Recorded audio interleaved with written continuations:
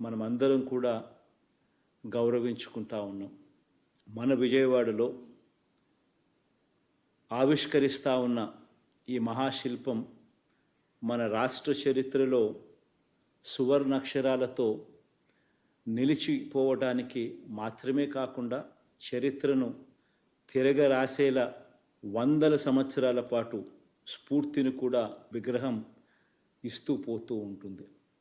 ఇది మన సమాజ గతిని సమతా భావాల వైపు మరల్చడానికి, సంఘ సంస్కరణకు, పెత్తందారి భావాల మీద తిరుగుబాటుకు, రాజ్యాధికారంలో పేదల స్థానాన్ని సుస్థిరం చేసేందుకు నిరంతరం స్ఫూర్తి ఇస్తుందని విశ్వసిస్తున్నాను.